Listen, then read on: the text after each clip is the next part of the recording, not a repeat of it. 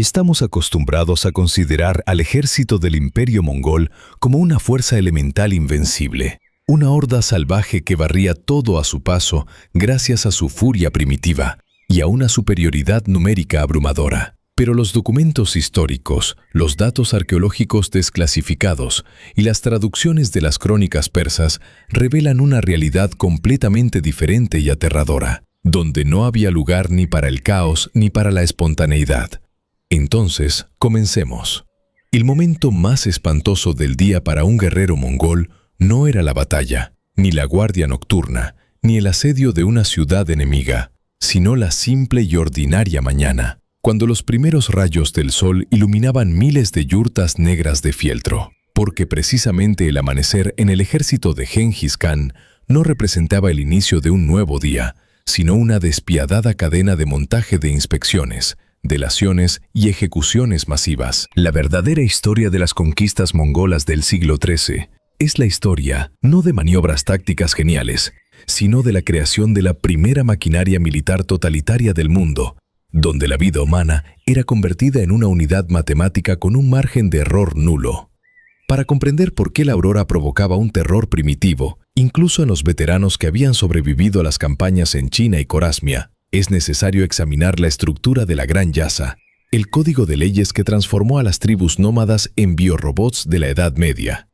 Escriban en los comentarios si creen que una disciplina absoluta de esta magnitud sería posible en las estructuras militares o corporativas modernas, o si la psique humana inevitablemente colapsaría. Mientras tanto, pasaremos a los hechos que hielan la sangre. Según los registros del diplomático italiano Giovanni da Pian del Carpine, quien visitó el Imperio Mongol en el año 1246, el amanecer en el campamento comenzaba con un ritual de responsabilidad colectiva que no tenía paralelos en la historia militar mundial. El ejército se estructuraba bajo un estricto sistema decimal: decenas, centenas, millares y túmenes de 10.000 hombres. Y esta arquitectura servía no solo para facilitar el mando en combate, sino como una red perfecta de control mutuo e implacable. En el instante exacto en que resonaba el cuerno matutino, los comandantes de 10 hombres, llamados Arbandarga, iniciaban el pase de lista, y este era un momento de terror psicológico absoluto. Si durante la noche desertaba al menos un solo hombre de la decena, los 9 guerreros restantes no eran sometidos a un tribunal militar o a una investigación prolongada. Simplemente los sacaban frente a la formación y los decapitaban con los primeros rayos del sol. El historiador persa Rashid al-Din, en su obra monumental titulada Compendio de Crónicas, documenta casos específicos en los que, debido a la fuga de un recluta exhausto, fueron ejecutados veteranos curtidos en 1000 batallas, que simplemente tuvieron la desgracia de dormir en la misma tienda. Este sistema aniquilaba el concepto mismo de confianza y camaradería entre los soldados, convirtiendo a cada guerrero en el carcelero personal de sus compañeros, ya que si tu vecino de yurta se levantaba durante la noche para hacer sus necesidades, estabas obligado a despertarte y vigilarlo. De lo contrario, su desaparición significaba tu muerte inminente unas pocas horas después en la formación matutina. Pero esto era solo la punta del iceberg, porque incluso si la decena completa estaba presente, comenzaba la segunda fase del infierno matutino, la inspección total del equipamiento y el armamento. El guerrero mongol era una unidad autónoma, y su supervivencia dependía de un conjunto estandarizado de equipo que se aprobaba en los niveles más altos del mando imperial. La inspección del comandante de 100 hombres, el Jagundarga, era meticulosa hasta llegar al absurdo, ya que se revisaban no solo las espadas, las lanzas y las armaduras, sino objetos cotidianos obligatorios cuya ausencia se equiparaba inmediatamente al sabotaje militar.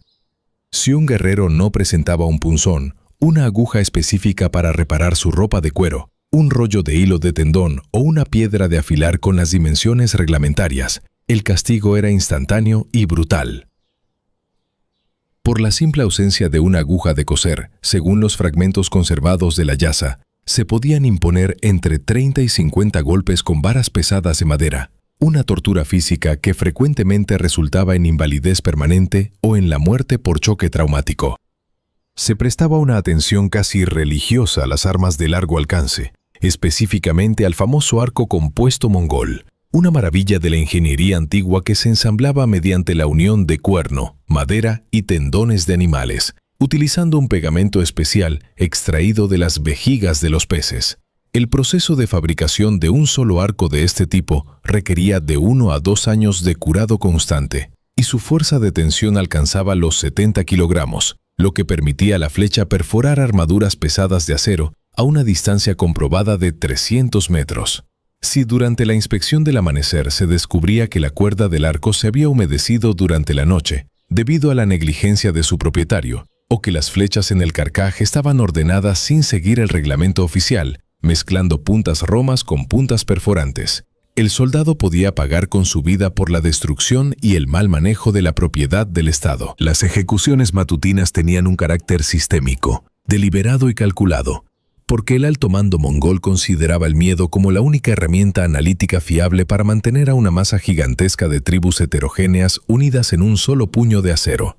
Los prisioneros de guerra, que eran incorporados obligatoriamente en las unidades de vanguardia conocidas como Kashar, observaban estas masacres internas de primera mano y comprendían rápidamente una verdad paralizante. Si los oficiales mongoles trataban con semejante crueldad a sus propias tropas de élite por infracciones menores, los enemigos capturados no tenían ni la más mínima posibilidad de recibir clemencia. El monje francés Guillermo de Rubruck, que viajó como emisario hasta la corte del Gran Khan, dejó constancia en sus manuscritos de que la disciplina de hierro no se mantenía tanto por la lealtad ciega al líder supremo, sino por la ineludibilidad matemática del castigo, el cual siempre se ejecutaba de manera pública y estrictamente durante las horas de la mañana, estableciendo un tono lúgubre y amenazante para el resto del día operativo.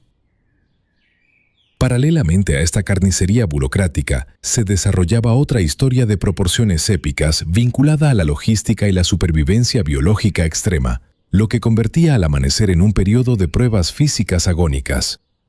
El ejército del Imperio mongol carecía de los lentos y pesados trenes de bagaje que caracterizaban a los ejércitos europeos contemporáneos. En su lugar, cada soldado estaba obligado a llevar consigo entre 3 y 5 caballos de remonta.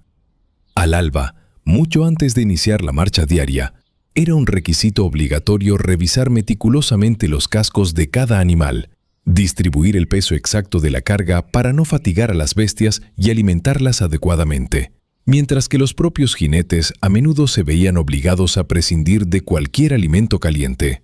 Encender hogueras en las horas de la madrugada estaba estrictamente prohibido y penado con la muerte durante los desplazamientos encubiertos, ya que una simple columna de humo podía revelar las coordenadas exactas de un tumen entero a los exploradores enemigos. En lugar de un desayuno convencional, se implementaba una tecnología de nutrición en campaña que hacía estremecer a los cronistas de Europa y del Medio Oriente. El guerrero realizaba una incisión quirúrgica milimétrica en la vena yugular de uno de sus caballos, bebía directamente varios sorbos de sangre caliente y rica en nutrientes, y posteriormente sellaba la herida utilizando barro y ceniza para detener la hemorragia. Este procedimiento suministraba una reserva inmediata de proteínas y sales minerales sin necesidad de detener la marcha para cocinar, pero exigía una precisión anatómica absoluta, ya que si el soldado cortaba la arteria por accidente, el caballo moriría desangrado, y la pérdida negligente de una montura de guerra durante una campaña activa se castigaba inexorablemente con la decapitación. Otra alternativa tecnológica para la ración de la mañana era el borts, un preparado de carne de res o de camello que se secaba al viento helado de la estepa hasta adquirir la dureza de una piedra, y luego se molía hasta convertirlo en un polvo fino. 2 puñados de este concentrado cárnico se introducían en un odre de cuero lleno de agua fría que colgaba de la silla de montar. Con el movimiento constante del galope, la mezcla se batía y para el mediodía se transformaba en un caldo espeso que proporcionaba miles de calorías, el combustible biológico necesario para sobrevivir a las cargas físicas extremas en las peores condiciones climáticas del planeta. Para comprender la magnitud insondable de este sistema de control y movilización, es imperativo analizar el mecanismo de toma de decisiones en las altas esferas del poder, el cual también iniciaba su ciclo de procesamiento de datos con los primeros rayos del sol. La mañana era el periodo crítico designado para la actualización de la información geoestratégica a través del sistema JAM, la primera red de servicio postal transcontinental de uso exclusivamente militar y administrativo en la historia de la humanidad. Las estaciones de relevo de este sistema se encontraban ubicadas estratégicamente a una distancia de entre 30 y 60 kilómetros una de otra, creando una red nerviosa que atravesaba la totalidad del imperio, desde las costas de China Oriental hasta las fronteras de los principados de la Rus de Kiev. Los mensajeros imperiales, conocidos con el título de Yamchi, cabalgaban sin descanso ni consideración por los ciclos diurnos o nocturnos, viéndose obligados frecuentemente a atarse con correas de cuero a sus monturas para evitar caer al suelo a causa del agotamiento extremo, logrando cubrir distancias sorprendentes de hasta 300 kilómetros en un solo periodo de 24 horas. Era exactamente al amanecer cuando estos correos exhaustos llegaban a los cuarteles generales de comandantes supremos como Subodei o Yebe, portando sobre sus pechos las paisas de oro o de plata, placas metálicas grabadas que funcionaban como credenciales diplomáticas y militares de máxima prioridad con el sello directo del Khan. Estos informes matutinos dictaban el destino de naciones enteras y reescribían el mapa del mundo conocido. Los documentos burocráticos desclasificados de los archivos imperiales demuestran que la coordinación táctica entre los diversos ejércitos mongoles, que operaban en frentes separados por miles de kilómetros de distancia, poseía un nivel de precisión y sincronía completamente inaudito para la Edad Media. Con base en los despachos analizados al alba, los generales emitían órdenes inmediatas para alterar los vectores de ataque, de manera que un tumen que la noche anterior había recibido instrucciones de acampar y descansar, podía recibir al amanecer la directiva innegociable de iniciar una marcha forzada inmediata a través de un desierto sin fuentes de agua conocidas. Las órdenes no admitían debate, cuestionamiento ni consejo táctico por parte de los subordinados. Un retraso operacional de tan solo una hora en la ejecución del movimiento se interpretaba legalmente como un acto de alta traición contra la persona del Khan, castigado con el exterminio de la línea de sangre del oficial responsable. Un nivel de tensión psicológica aún más asfixiante envolvía las horas matutinas en el interior de la guardia personal del Khan, una institución conocida como el Keshik. Esta estructura militar de élite, cuyo número de efectivos experimentó un crecimiento exponencial, pasando de apenas 80 hombres durante los primeros años del reinado de Genghis Khan hasta alcanzar la cifra masiva de 10.000 guerreros fuertemente blindados en la cúspide del poder imperial. Funcionaba como el corazón palpitante y paranoico de la maquinaria estatal. Los Keshiktai, los miembros de esta guardia, se dividían estrictamente en un turno de vigilancia nocturna y un turno de guardia diurna. El protocolo para el relevo de estas guardias se ejecutaba de manera milimétrica exactamente al amanecer, y cada paso de este procedimiento estaba escrito con sangre en las leyes no codificadas de la estepa.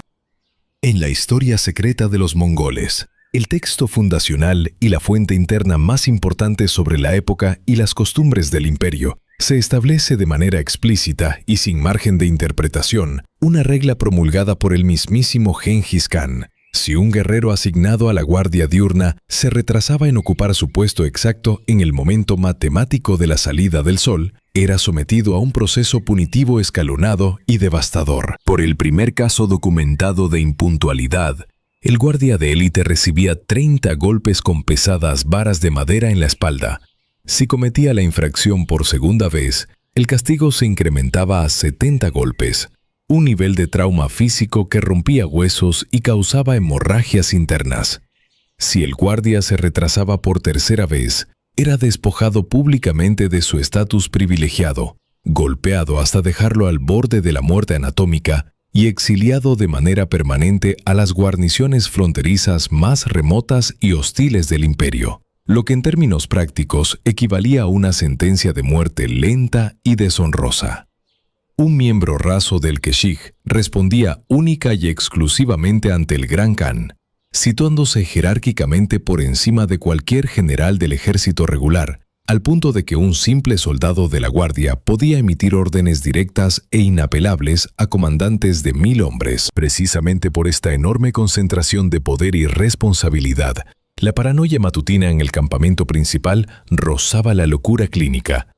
Al amanecer, los guardias inspeccionaban de manera obsesiva cada carro de suministros, cada fardo de armamento y a cada individuo que pretendía cruzar el perímetro de seguridad del campamento, porque sabían perfectamente que cualquier amenaza mínima a la integridad física del líder supremo resultaría no solo en la aniquilación inmediata de los guardias en turno, sino en el exterminio sistemático y legal de todas sus familias y descendientes hasta la 7ª generación.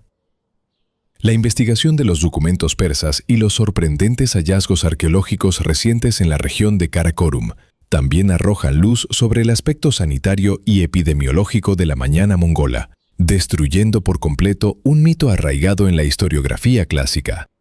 Contrario a las leyendas occidentales y orientales sobre la supuesta inmundicia y el primitivismo higiénico de los nómadas, dentro del ejército operaban normativas sanitarias draconianas, enfocadas en la gestión y preservación de los recursos hídricos, cuya violación sistemática o accidental se castigaba con la ejecución sumaria en el mismo lugar de los hechos.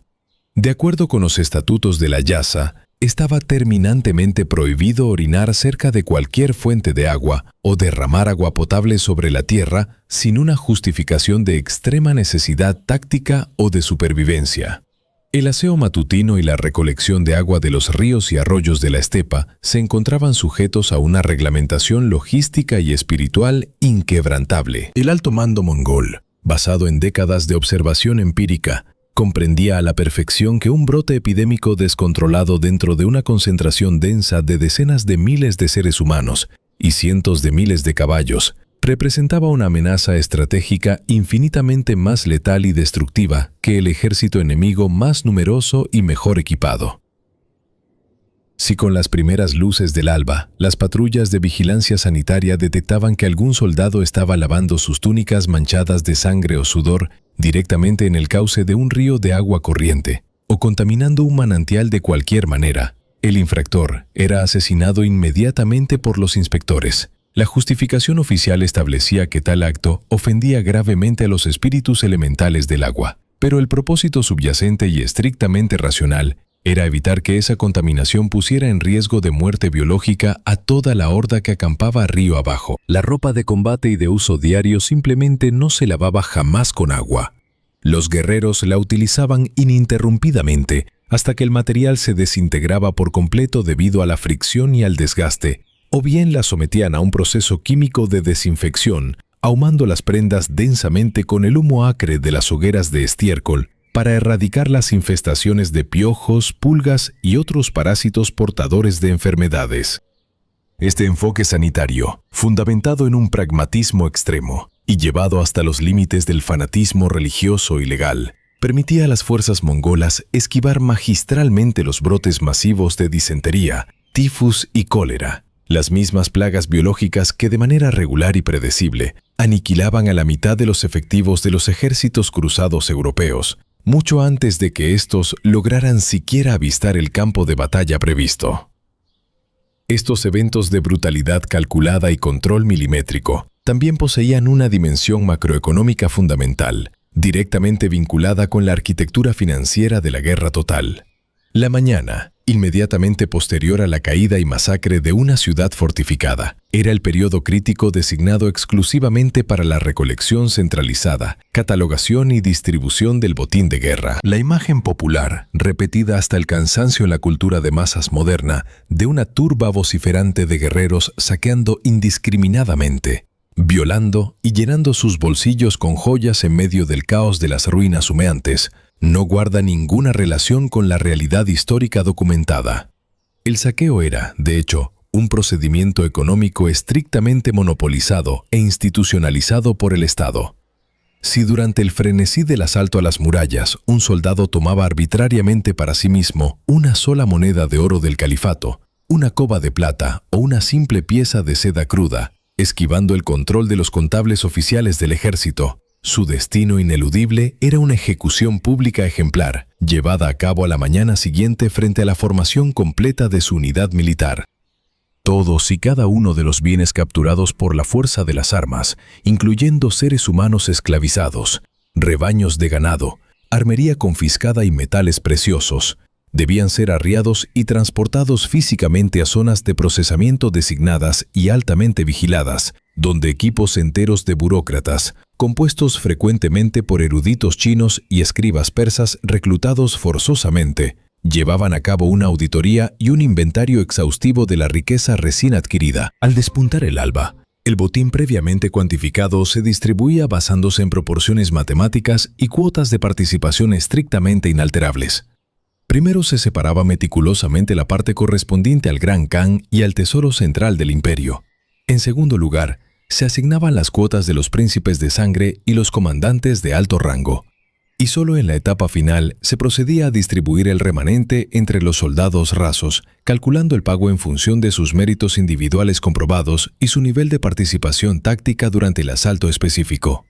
Este orden económico totalitario garantizaba estratégicamente que el ejército más poderoso del mundo no degenerara repentinamente en una simple banda desorganizada de saqueadores que quedarían irremediablemente inmovilizados y vulnerables por el peso abrumador del equipo robado, logrando así preservar la velocidad de maniobra y la flexibilidad táctica que los hacía invencibles. El guerrero común asimilaba a través del terror que su bienestar material y la prosperidad futura de su familia dependían absoluta y exclusivamente de su obediencia a la maquinaria del Estado central, y de ninguna manera de su valentía individual, su iniciativa privada o su suerte personal en el saqueo de palacios. Esta centralización draconiana de los recursos financieros y humanos convertía a la economía de guerra mongola en el complejo militar industrial más eficiente y autosustentable del mundo conocido. Cada ciudad asediada y capturada no solo era borrada del mapa, sino que era meticulosamente desmantelada e integrada como un eslabón vital en la inmensa cadena logística del imperio, garantizando el suministro constante de cereales, ingenieros, herreros y tecnologías metalúrgicas avanzadas para alimentar las siguientes oleadas de campañas de conquista y expansión territorial.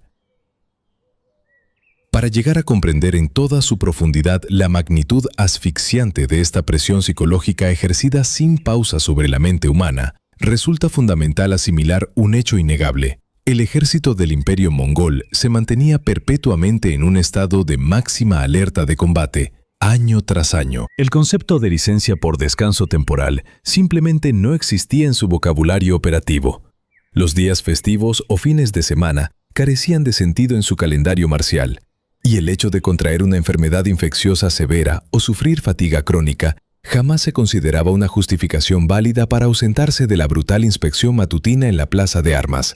a menos que el individuo se encontrara objetivamente al borde de la muerte clínica y fuera incapaz de sostenerse sobre sus propios pies. En el caso crítico de que un soldado perdiera físicamente la capacidad de empuñar su armamento o cabalgar debido a heridas de guerra infectadas o enfermedades limitantes, sus 9 compañeros de la decena estaban legalmente obligados a confiscar un carro y organizar un sistema de transporte médico improvisado para movilizarlo, enfrentando el imperativo categórico de no reducir bajo ninguna circunstancia la velocidad de marcha preestablecida para todo el destacamento militar, bajo pena de ejecución colectiva. Los individuos enfermos o gravemente heridos no eran rescatados ni mantenidos con vida a causa de algún tipo de código moral temprano, camaradería compasiva o ideales de humanismo militar, sino por la cruda y despiadada realidad de que cada ser humano estaba rigurosamente cuantificado en los registros censales y los libros de contabilidad del Estado Mayor, y la pérdida no autorizada de una unidad contable humana, sin la orden expresa y documentada de un comandante superior, colapsaba y saboteaba la inmaculada precisión de los informes burocráticos y la logística matemática del mando general. De este modo inexorable, la mañana en el inmenso campamento militar de Gengis Khan y de las generaciones de sus despiadados sucesores representaba, día tras día, un agónico examen de supervivencia biológica y sumisión psicológica total. Eran precisamente estas primeras horas de luz las que despojaban al imperio de cualquier aura romántica o mística, dejando al descubierto su verdadera esencia operacional, un mecanismo frío, desalmado y matemáticamente calibrado hasta la perfección, diseñado con el único propósito de triturar sin piedad la individualidad humana, los lazos afectivos y la libertad de pensamiento en el altar de la máxima eficiencia colectiva y la expansión territorial sin límites. El pánico visceral y la obediencia paralizante hacia el superior jerárquico debían, por diseño sistémico, superar de manera abrumadora cualquier nivel de miedo natural que pudiera inspirar el ejército enemigo mejor armado del mundo. Esta ecuación macabra y totalitaria se erigió como el cimiento indestructible de las victorias militares que alteraron el curso de la historia humana, pero al mismo precio de sangre, convertía el simple acto biológico de despertar en un ejercicio diario de dominación del terror absoluto ante una maquinaria invisible e implacable dictada por la Yasa, un sistema burocrático de aniquilación que poseía el poder absoluto de emitir y ejecutar una sentencia de muerte irrevocable en fracciones de segundo, motivada por un error logístico o de mantenimiento, que, en los ejércitos de cualquier otra civilización de la época, ni siquiera habría meritado una reprimenda verbal. La verdadera y sombría lección de esta maquinaria perfecta de subyugación resuena profundamente en las estructuras de hipercontrol del mundo actual, demostrando que la eficiencia absoluta solo se alcanza cuando el ser humano deja de pertenecerse a sí mismo y es reducido a una pieza prescindible en un sistema donde el margen de error es castigado con la anulación de su existencia.